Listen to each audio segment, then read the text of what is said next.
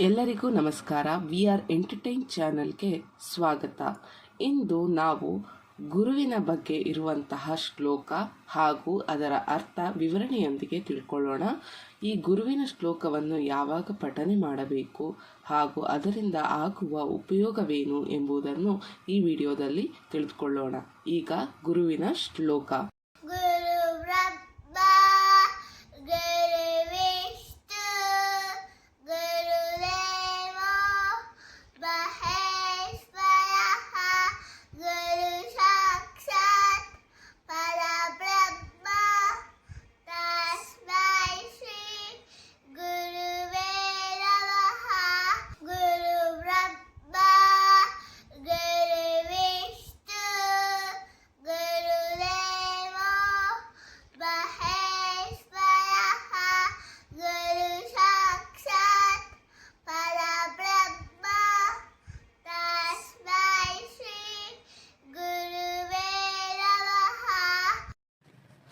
ಈ ಶ್ಲೋಕದ ಅರ್ಥವೇನೆಂದರೆ, ಕು ಎಂದರೆ ಅಜ್ಞಾನ, ರು ಎಂದರೆ ಹೋಗಲಾಡಿಸುವವರು ಎಂದರ್ಥ.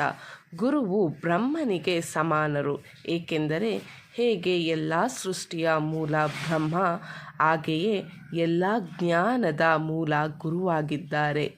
ಹಾಗೆಯೇ ಗುರುವು ವಿಷ್ಣುವಿಗೆ ಸಮಾನರು. ವಿಷ್ಣುವು ಸೃಷ್ಟಿಯ ಪೋಷಕ ಹಾಗೂ ರಕ್ಷಕ.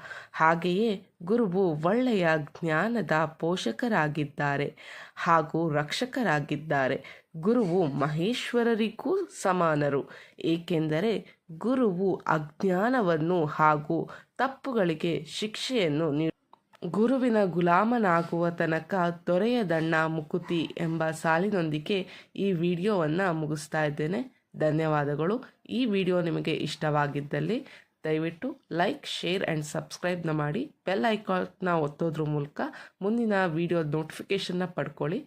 ಧನ್ಯವಾದಗಳು. ನಮಸ್ಕಾರ.